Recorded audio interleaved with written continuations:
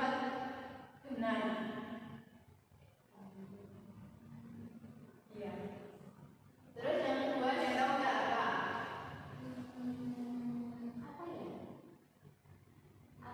Dapat dipercaya. Nah, dapat dipercaya itu masuk ke amanah. Nah, ada yang tahu nggak?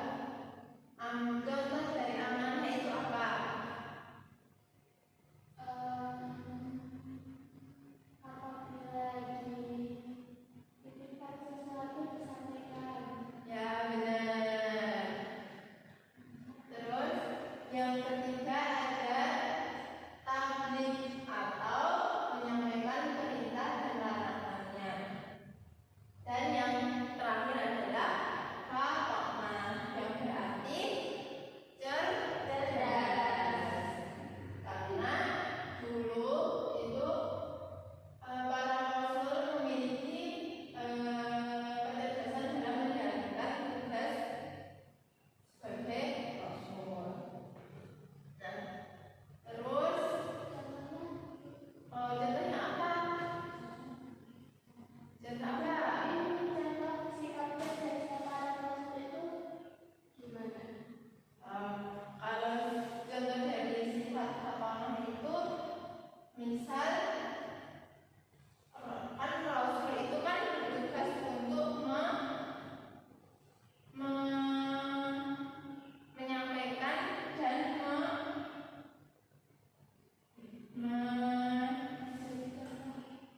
menjadi role model umatnya. Nah, dan mesti salah satu umatnya kan ada misalnya ada pertentangan atau apa. Nah, sifat fatokna itu bisa untuk menjembatani apa sih ya? Mana ya? Contohnya itu. Contoh dalam kehidupan sehari-hari. Oh, contoh dalam kehidupan sehari-hari.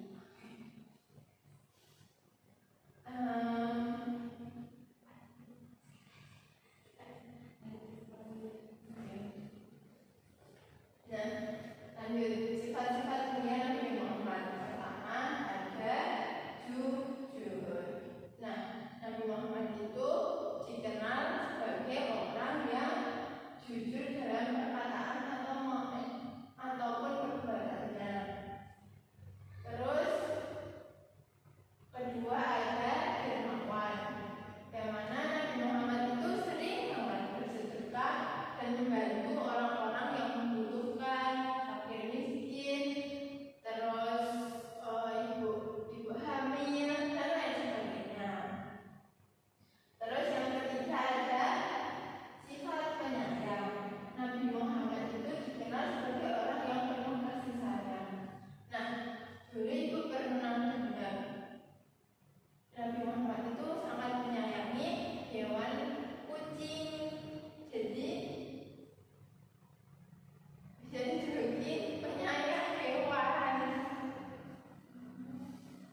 Terus yang keempat itu sifat sabar.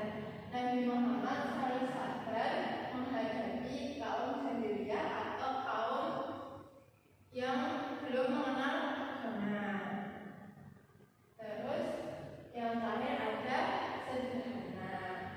Walaupun Nabi Muhammad mempunyai banyak harta, itu Nabi Muhammad selalu hidup sederhana.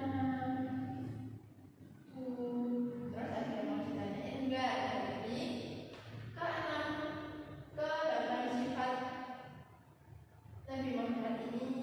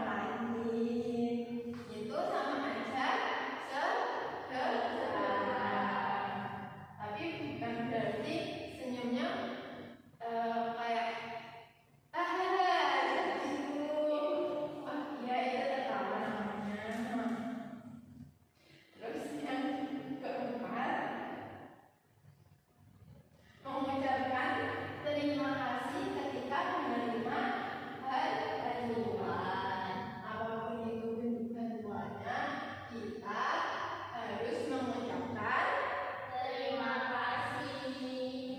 Terus yang kelima, ada meminta maaf ketika berbuat salah serta memaafkan teman yang berbuat salah. Nah, kalau misal ada teman yang berbuat salah, itu alangkah baiknya kita memaafkan. Dan ketika berbuat salah, kita juga meminta maaf. Kalau nggak memaafkan itu rasanya sama Allah. Itu perilaku yang Tidak baik.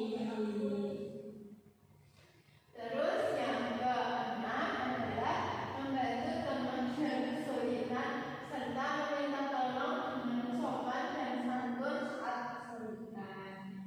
Nah, kita kalau ada teman yang kesulitan, kita bisa membantu sebisa atau semampu yang kita bisa.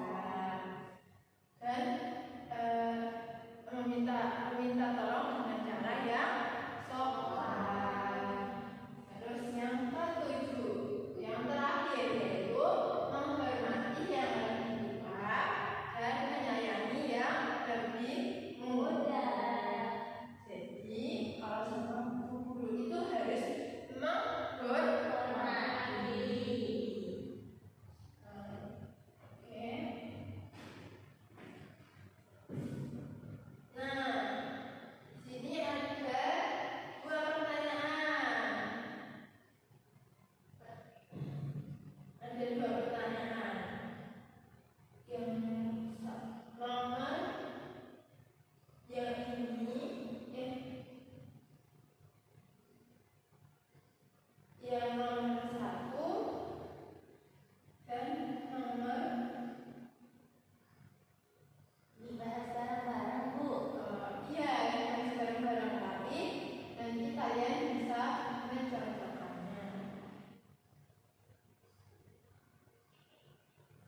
Oke, nomor satu sama nomor 4. Ada yang bisa jawab enggak?